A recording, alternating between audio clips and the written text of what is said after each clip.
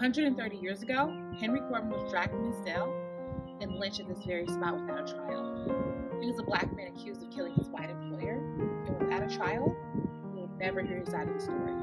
February is Black History Month, and Black history in Ohio must include Ohio's history of oppression and death. 130 years ago, Black people were sought and singled out for death sentences if their victims were white. 30 minutes from where I'm standing, Black men are 3 to 5 times more likely to receive death sentences if their victims were white. And just like with Henry Corbin, there's serious doubt surrounding the guilt of some of these men. This year, Ohio has an opportunity to end that history of death and violence.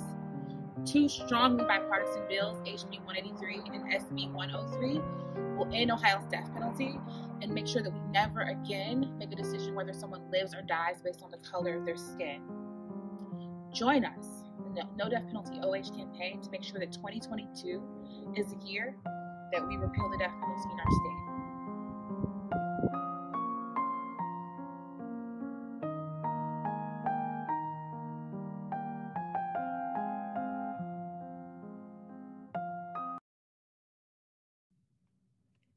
Hello, good evening, everyone. My name is Hannah Cubbins, and I am the Executive Director of Ohioans to Stop Executions, the lead organization of the No Death Penalty OH campaign, and tonight I will be serving as our moderator. I'm pleased to welcome our guests tonight, Ferranda Brassfield, Senator Cecil Thomas, Reverend Dr. Crystal Walker, and Demetris Minor. Welcome to From Noose to Needle.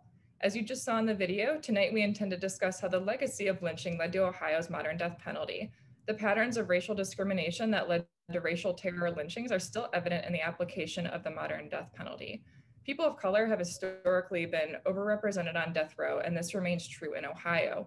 Over half the people on Ohio's death row are Black, while Black people only account for 13% of the total population in Ohio. The line between lynching and capital punishment has always been hazy historically, and it's clear that as lynchings dropped off in the 20th century, the modern death penalty replaced the practice as a way to disproportionately punish Black men with white victims.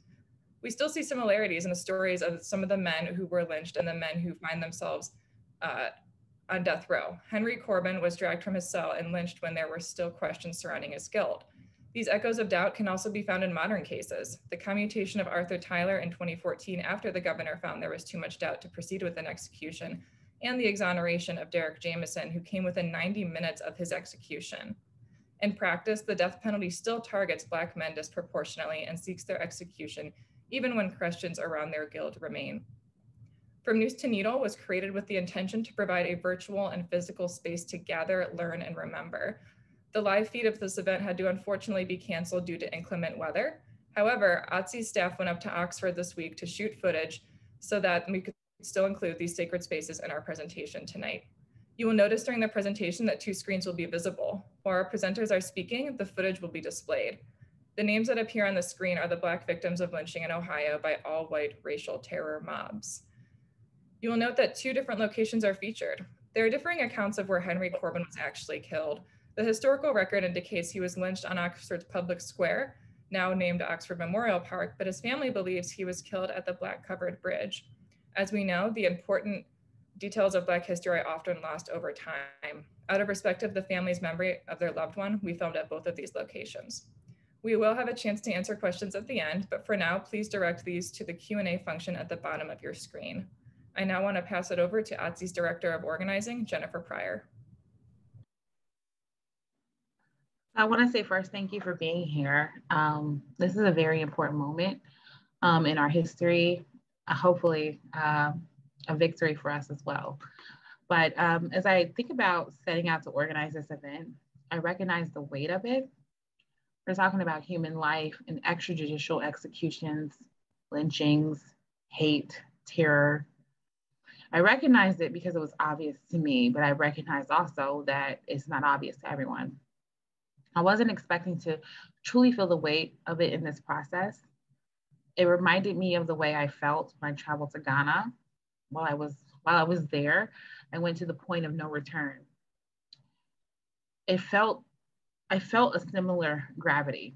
The point of no return, if you're not familiar, is where Africans that would become slaves last touch African soil.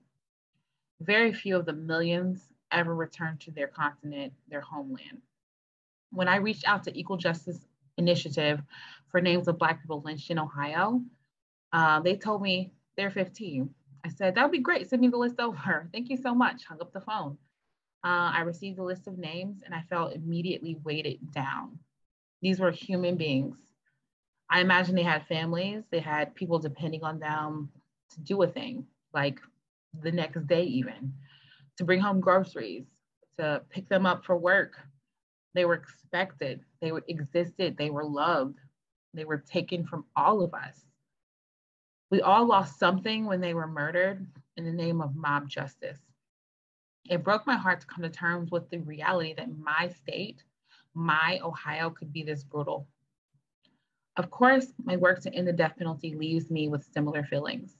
How can we allow this injustice to continue? I decided to persevere, work with my team, and bring this very important event to life. And here we are with our emotional labor bare for all of you to witness. I hope we all learned something today in honor of the blood that has been shed here in our state of Ohio. And I am going to pass it back to our moderator, the great Hannah Coven. Thank you, Jennifer, for sharing and for putting together this event tonight. I want to now introduce Ferranda Brassfield. She is the Director of Leadership Development at the Eighth Amendment Project. Ferranda, could you please speak to the historical context and the connection, this inextricable link between the noose and the needle?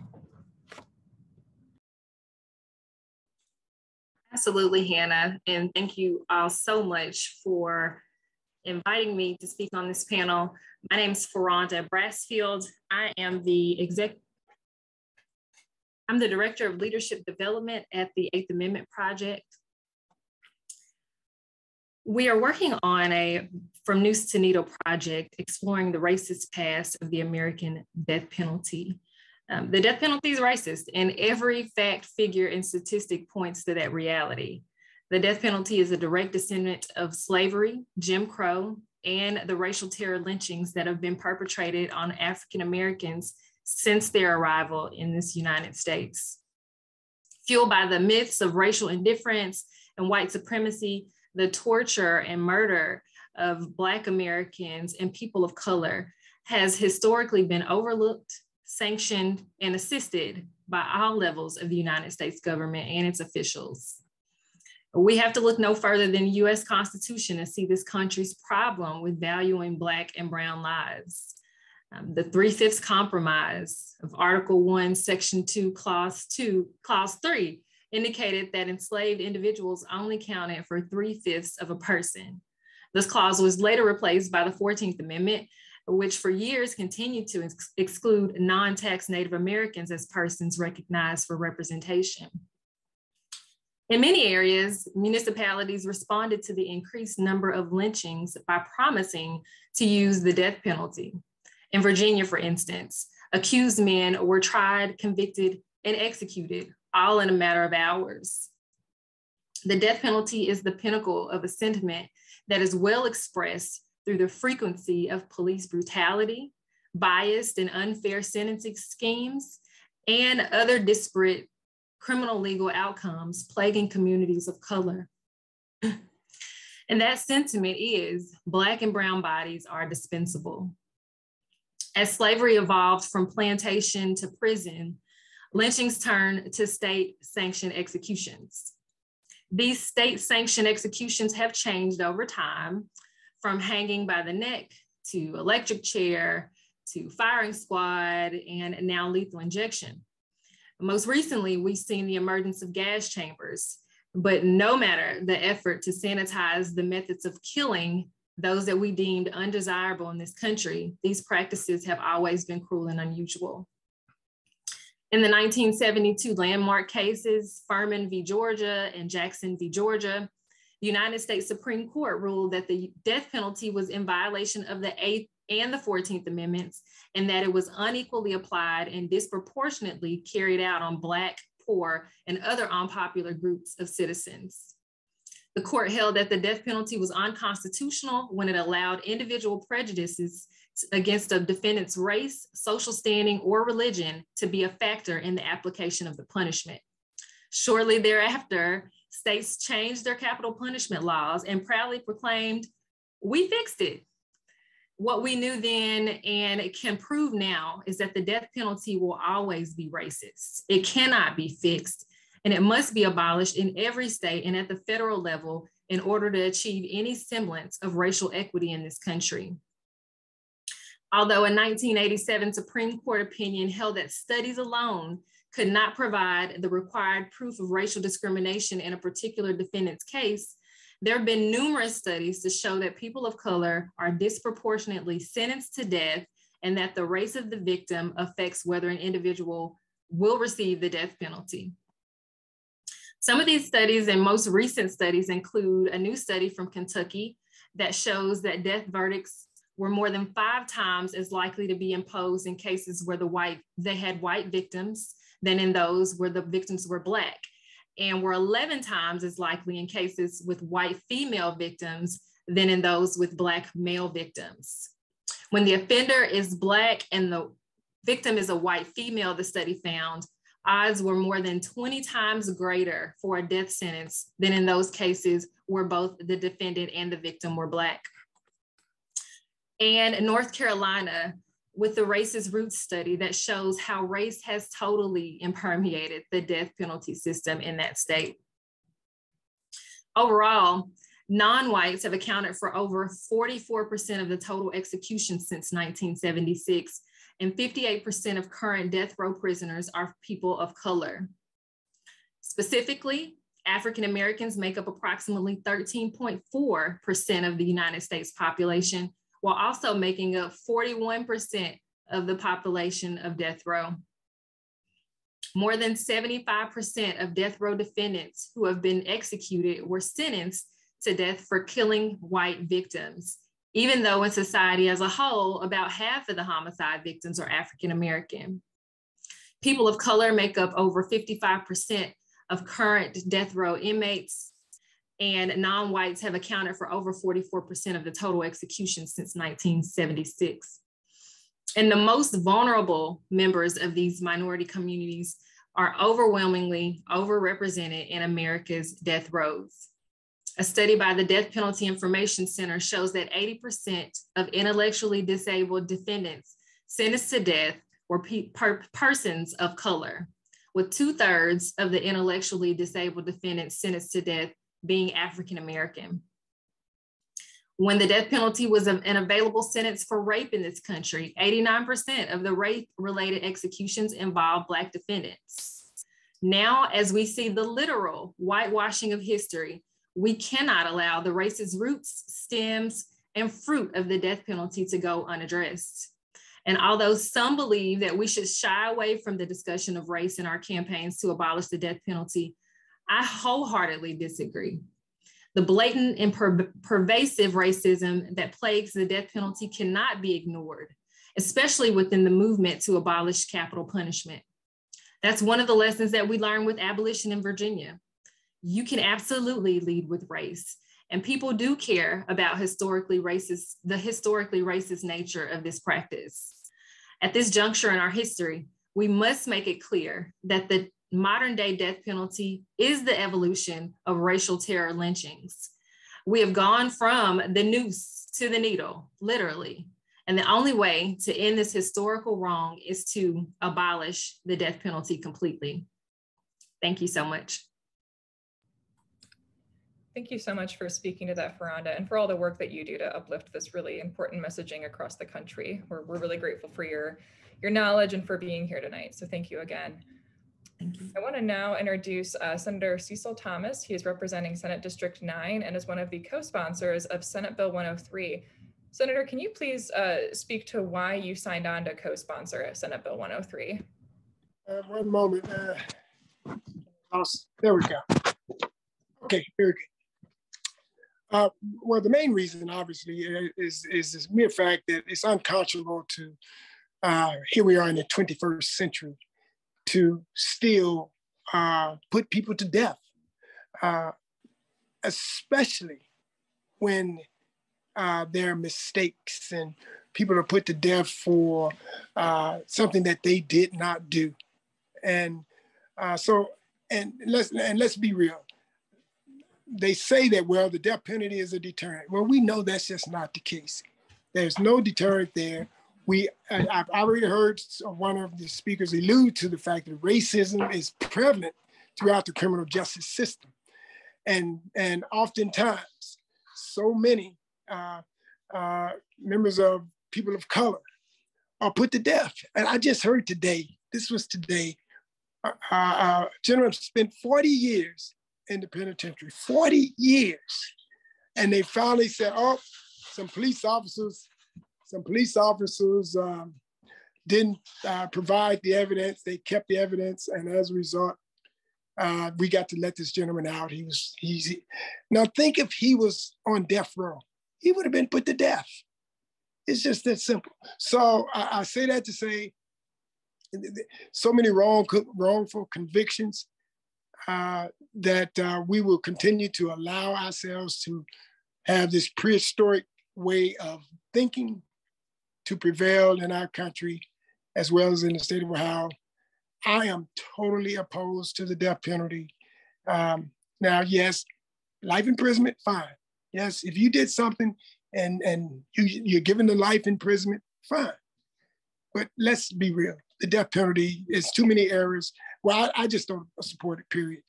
And that's why I signed on as a co-sponsor with Senator Antonio. Well, thank you so much for your leadership, Senator Thomas, and for joining us tonight. We're all really excited to see how the bill progresses. And again, thank you for being a leader on this issue. Yeah, the bill, I can give you an update now as to where the bill is, or we can wait to later discussion. Yeah, well, if you want to speak to it now, I think that's totally fine, if you don't mind. Yeah, Senate Bill 103, introduced in March 21st of 2021. We got 2 hearings since then. Now, let me give a little framework for why we are where we are now. All of your committees are ran by the majority party. The chairman of the committee, they control what comes on the agenda in the discussion and what doesn't. Every bill has to have at least 3 hearings. That's one, which is the individuals that introduced the bill, which would be myself and Senator Antonio. Then you have to have a hearing for those who oppose the bill. Then you have those that support the bill, vice versa. So those 3 hearings have to take place first. And then the committee can decide at that point to vote on it or continue to have hearings. But that's all controlled by the Republican Party and the Republican majority on the committee. We have not been able to get a 3rd hearing. And for whatever reason, here it is approaching a year later, and we still haven't gotten that 3rd hearing. So it's sitting in committee, waiting in the Judiciary Committee. Senator Manning is the chair of that committee. And he gets his marching orders from the president of the Senate, Senator Matt Huffman. And whenever there's something that's a little controversial, they drag it out and then they allow it to die. Every 2 years, it has to be reintroduced. It sunsets every 2 years as the General Assembly's turnover. And see, I'm in my final 2 years General Assembly, so I can't run again for the Senate in December when I'm termed out. But I will be running for the House seat, so I'm not going anywhere. I'll still be fighting on from another angle. So that's an update. We're waiting for that 3rd hearing, and it's up to the president and the chair of the committee. Yeah, thank you so much for that update, Senator Thomas. And we're really happy to hear that you'll still be, working in the legislature over in that other chamber. So thank you again. Send some help, folks. That's all we need. Send us some more help. Yeah, we're going to be talking about ways for folks who are here tonight to take action and try to get this bill moving, because it's a really heavy lift. It's your leadership and the co-sponsors' leadership, but also needing some of that grassroots support. So thank you again, Senator. I want to now introduce Reverend Dr. Crystal Walker. She is the Executive Director of the Greater Dayton Christian Connections, and she's also a board member of OTSI. Crystal, can you please just speak to why this fight is so personal to you and why you got involved with the campaign? Yes, thank you, Hannah. Back in 2011, I was in seminary, and a professor of mine said, well, we had a case study on the death penalty, and Payne Theological Seminary is one of the oldest historical Black seminaries in the country.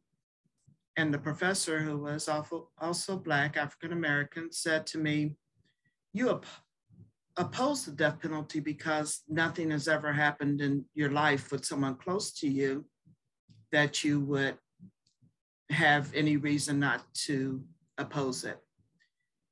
From my teenage years on, every time someone would be put to death or murdered, as I think of the death penalty, as someone would be murdered, I would get physically ill. I really did not like the death penalty, was always against it. And I told the professor then, I said, I believe that you're wrong. I believe that if that happened in my life, I would still feel the same. In 2013, on May the 6th, my 28-year-old son was murdered. He was murdered 2.5 blocks from the prison where I actually do and have done prison ministry with Kairos for many, many years. In that time, I was in a really dark place, and I believed for 2 weeks that this young man should lose his life too. And that was 2 weeks until there was a retaliatory killing in a group that I'm involved with in Dayton. Always has prayer vigils around murders that happen. And I went to the young man who was killed in a retaliatory killing for my son's death. And I just let go of that anger. And I thought that I did not want any mother, father, grandparents, brothers and sisters, cousins, friends, loved ones to feel the way that I felt for that 2 weeks in that really dark place. I still believe that the murder of my son was horrific. The murderer has not been tried or convicted. And if the murderer was tried or convicted, I believe in my heart of hearts that the murderer would not get the death penalty because it was a young Black man that killed another young Black man. And it's of no consequence to the legal system.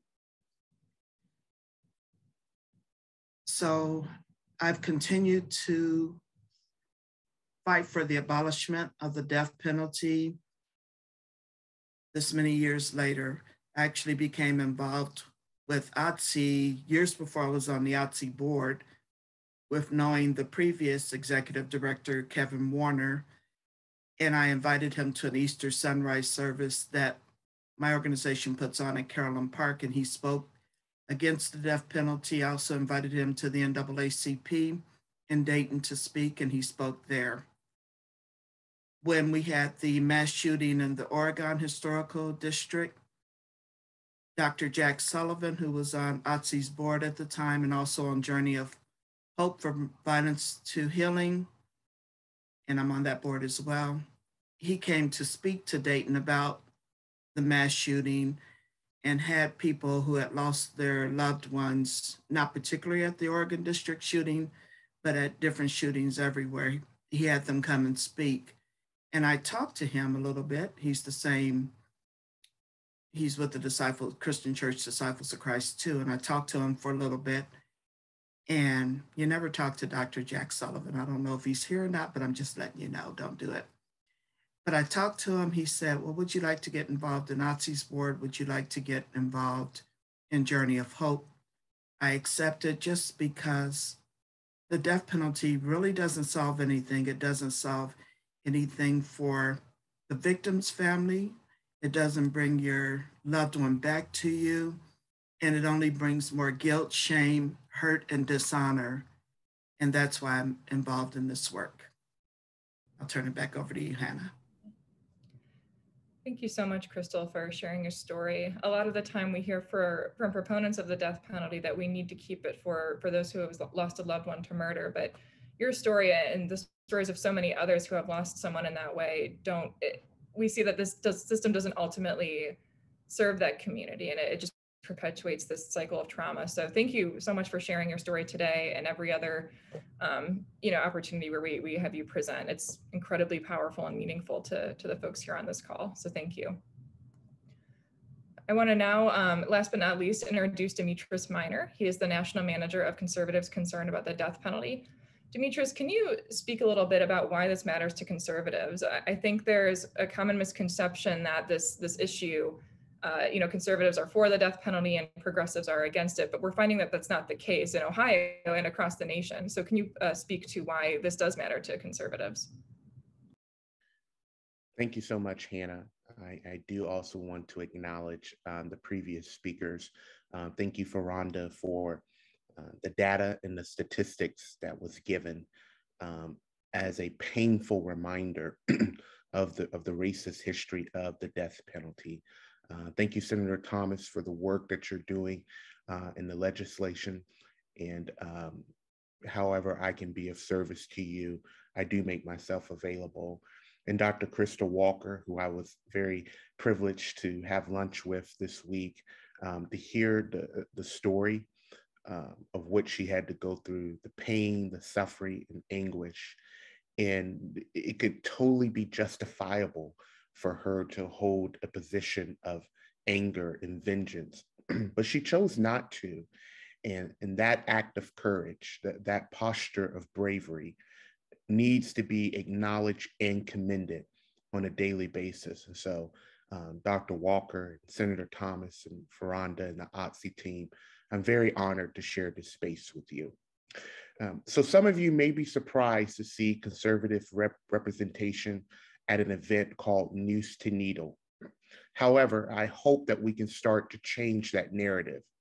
It is essential that we acknowledge the harm that has occurred through the justice system and work together, regardless of political beliefs and affiliations, to address the disparities we witness each day. And for Black Americans, the sting of being targeted and oppressed is still being felt today in 2022. It's a feeling that won't subside with any fancy slogans or empty political promises. We must have these uncomfortable conversations and explore the sordid past like we've done tonight in order to bridge the divide and usher in a society that recognizes the racial bias imposed by the death penalty and by the justice system. Every effort leads to something greater. We must expand upon these conversations by advocating for solutions that are centered on three things, and that is safety, healing, and accountability that repairs. And because of historical trauma, communities of color inherently mistrust people in power. So we must work hard to regain that trust and change the narrative and direction of the justice system. There are some questions that we do need to ask ourselves. And these questions are, what does safety really look like? Is the death penalty really making us safer? Or are we simply following the same patterns that were established hundreds of years ago that unfairly sought out, imprisoned, and executed Black men? And how can healing occur?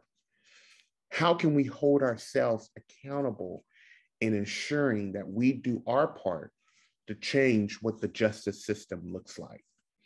So I'm willing to admit that there's even discomfort, even on my end.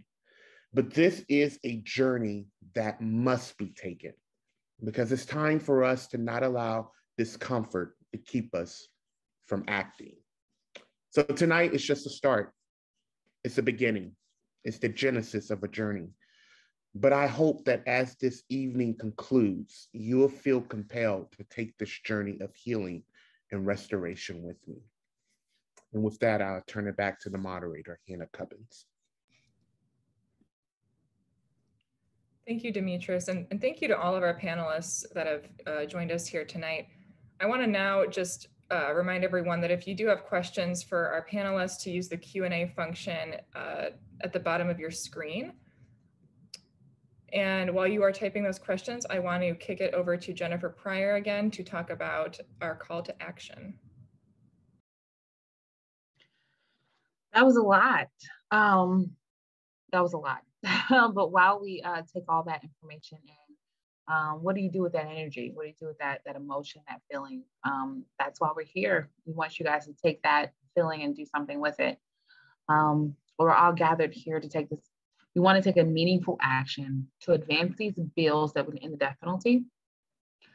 While people are typing their questions in the chat, we're asking everyone else to pull their phones out. Make sure you're on mute.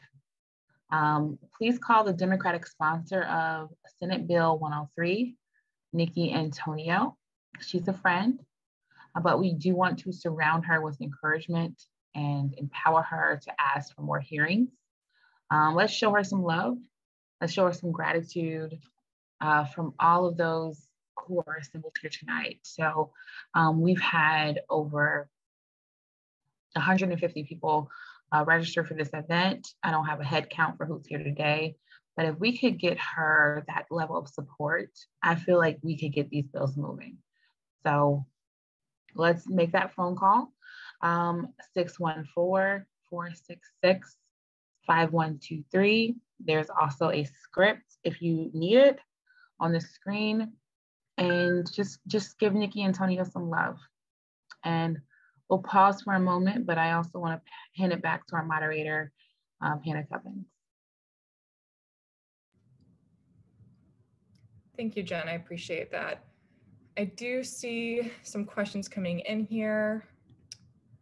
Let's see, we have, okay, great. Are there any current cases on death row of Black men who are possibly innocent, like Henry Corbin? So yes, actually, there's a man named Elwood Jones who is currently on Ohio's death row, and there are some really strong concerns and questions about his guilt. If you want to get more information about his case, the Cincinnati Enquirer is going to be doing a podcast about this case right now, and I'm going to actually track down that link and put it in the chat for everyone if you are interested. So there is that link for everyone. And we have another question as well. Can someone please repeat the statistics for the Hamilton County race study? Sure, of course. So Hamilton County did a study of aggravated murders that took place, I believe it was from like the 1980s to 2018, 2019. I'm so sorry, I'll have to double check those numbers for you. But they did a study of those cases in that time frame and found that Black men are 3 to 5 times more likely to receive a death sentence in Hamilton County when their victim is white, which aligns, very well with the facts and figures that Veranda was presenting to us earlier. All right, I'll give another second or two for questions.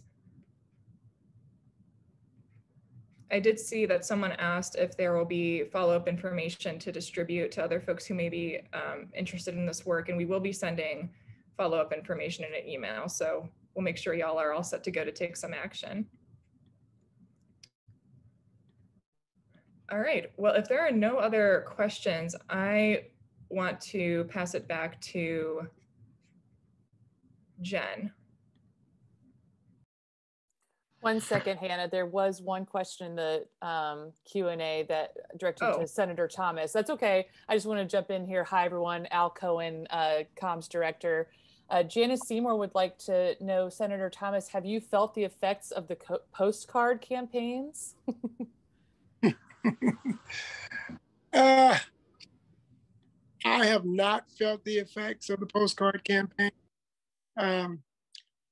Understand what we're dealing with as it relates to trying to get this bill over the finish line. You have 33 members of the Senate. Only 8 of those senators are Democrat. Now there are some conservative senators on that that may support the bill. The problem, though, is you got to have at least 17 total in order for that bill to get out of committee with a favorable recommendation moving it forward. The same applies in the House. There are 99 members of the House. Of those 99, there are 34, I believe, that are Democrat. So I'm just assuming you got 34 yes votes, but you need 50 in order to get it out of the House. So when the question comes, well, what can we do to try to get the proper number of votes? You got 8 already in the Senate, which is the 8 Democrats. So now we need 9 more. What we have to do is, and I recommend you all do this, download the bios of the other members of the Senate.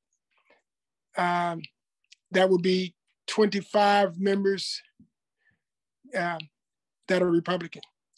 Download their bios, read their bios. There might be a minister in those bios. There might be someone who strongly supports abortion, the right to not support abortion, but maybe opposed to abortion, which is then you can talk to that individual about thou shalt not kill, and they may be supportive of. In other words, getting the information about each one of those legislators in the Senate, those 25, and see if we can find 9 that would be willing to put their name on the bill. Same process in the House. Do the same thing. We need 42. There are 99. There are, yes, I'm trying to do my math here. Let me see, we need 50. There are 34 that are Democrat. So we need an additional number to make up that 50, which would be, 16? So my point is that learning about who's sitting in those seats in both houses can go a long way to get some support. They won't tell you publicly that they are against the death penalty. They won't do that for fear of the majority voting them out.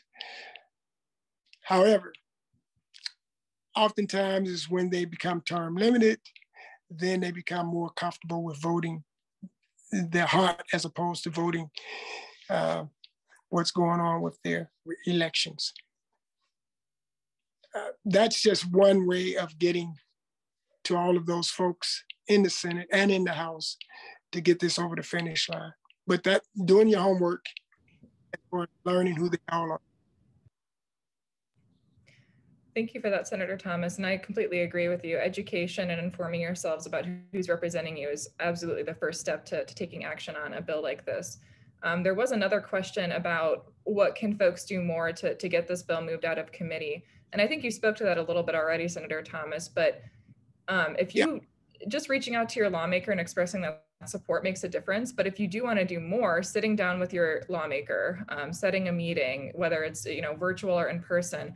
And OTSI, we're happy to be a resource for that and showing you how to set that meeting, how to contact your lawmaker. We love making sure that constituents are empowered to contact the people who represent you. So please feel free to reach out to us with that. There's another, I'm sorry, go ahead. Let me throw this out there real quick as well. A lot of those senators, they don't run on the, when they run for an election, they don't run on the fact that they are for the death penalty. They don't do that, And their constituents in the district, though, there are a lot, as the individual just indicated about the conservatives, there are a lot of conservatives that do say that, the death penalty is wrong and they're opposed to it. And those are in the districts of where these senators come from. And it would be a great help if you send your postcards to the medias in those areas, saying Senator so-and-so is opposed to the death penalty, or Senator so-and-so is supports the death penalty, I should say. You know, and then his constituents would then start putting pressure on him, saying, "Wait a minute, why are you, doing something? Why am I voting for you? And I don't agree with what you're doing." And the only reason they don't know is because the average constituent does not pay attention to what's going on up at the State House,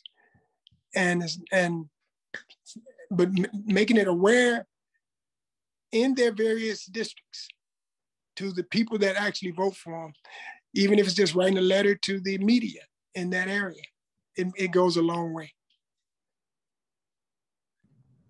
Thank you, Senator. I know everyone here tonight is grateful to hear from your voice as someone who's serving in the Senate as to what is most effective. So thank you again for joining us and speaking to that. We have time for one more question, and I saw it in the chat. It was about Governor DeWine supporting the bill. Now, I'm not going to, pretend to I don't know what's in his heart or in his mind, but I think, we haven't had an execution since 2018, and he's, continuously pushed these executions down the line. And of course, in Ohio, there's no way to carry out executions right now. No pharmaceutical companies want their product being used in this manner, even with the promise of anonymity. So we do have that logistical, matter that's keeping us from carrying out these executions. But, I think his statements and his comments speak for themselves. And, again, I don't want to speak for him, but we're optimistic about, when the bill passes, that it'll be made into Ohio law. One of the things you got to think about, oftentimes, Governor DeWine is reelected. I almost guarantee you that this will not come before the committee prior to this November election, simply because of the controversial nature. And I don't think Governor DeWine would want to go out publicly to sign a bill prior to this election, because he know it would cost him some votes. So just sounds food for thought. Yeah, of course. Thank you. Yeah. All right, I now want to pass it back to Jennifer Pryor, who's going to help us close out our program here. Thank you all again for your presence, because again, this was meant to be an in-person event, and your presence would be energizing, and it still is. We've heard from great speakers today, and I just want to take a moment now to list those 15 names, some names we have, of lynched Black people in Ohio. So if you would, these are the names of Black men who were executed illegally without due process by white terror mobs in our state. Roscoe Parker, Charles Davis, Simon Garnett, Henry Corbin, Charles Mitchell, Richard Dixon, Noah Anderson, Henry Howard, Frank Fisher, unknown, Stephen Wade, William Taylor, unknown, Luke Murray, Seymour Newland. And if we could take a moment of silence, and that means even if you're on mute, if you would turn off your microwave, take a moment, bow your head, and give a moment of silence and solace to these names.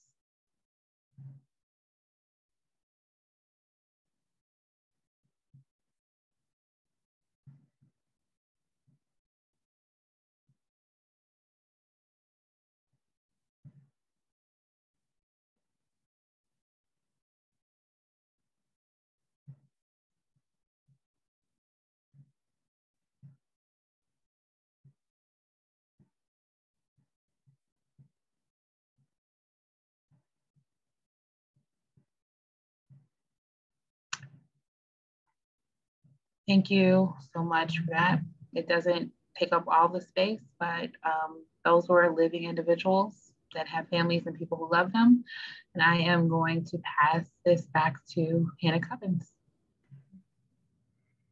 Thank you, Jen. And, thank you everyone for, our panelists, the folks who attended here tonight, everyone who helped put this together. Just a huge thank you to all of you. We will be following up with an email with additional information as to how to take action. We're always available here at OTSI to be a resource if you have any questions, comments, want to get further involved. And just thank you for coming to this important program tonight. And I hope you all have a happy, healthy rest of your week.